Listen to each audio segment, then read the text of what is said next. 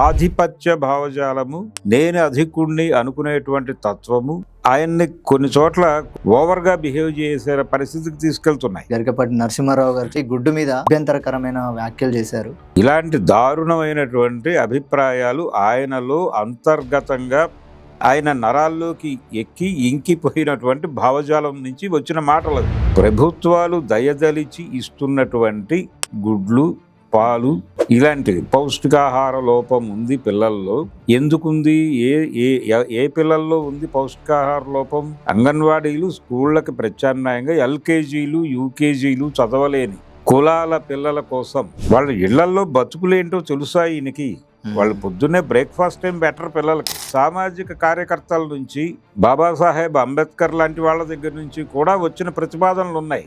సమాజంలో ఎవరైతే అట్టడుగునున్నారో వాళ్ళకి అప్లిఫ్ట్మెంట్ చేయటం అనేది సంక్షేమ రాజ్యం యొక్క ప్రధాన కర్తవ్యం అయి ఉండాలి. అందుకని కింది కులాల వాళ్ళు చదువుకోవడానికి కావలసిన వాతావరణం కల్పించాల్సిన బాధ్యత మన మీద ఉంది.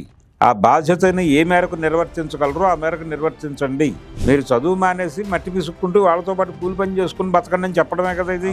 ఒకవేళ ప్రభుత్వాలు కూడా ఈయనతో ఇట్లా మాట్లాడించవచ్చు. కార్పొరేట్ స్కూళ్ళల్లో కూడా భోజనాలు పెడుతుంది డే స్కాలర్స్కి.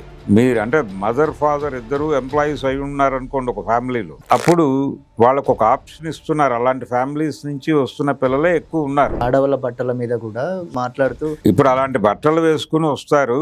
50 ఏళ్ళు దాటిపోయిన నాలాంటి వాళ్ళకి కూడా ప్రొవోకింగ్ గా ఉంటుంది. ఆ యూత్ లో ఉన్నటువంటి వాళ్ళకి ఇంకెంత ప్రొవోకింగ్ గా ఉంటుందో అర్థం చేసుకొని మీరు ట్రాక్ అయిపోయారండి మార్కెట్లోకి అన్నాడు. తెలంగాణ రాష్ట్రంలో ప్రభుత్వ పాఠశాలలు, అంగన్వాడీల్లో కుల గణన తీసి 90% ఎస్సీ, ఎస్టీ, బీసీ మైనారిటీలే ఉంటారు. సో వీళ్ళందరినీ అన్నాడు అని క్లెయిమ్ చేసి SC, ST atrocities act book చేయాలి. వీళ్ళు అసలు పద్మశ్రీలు, పద్మవిభూషణ్లకు అర్హులని మనం అనుకోవచ్చు.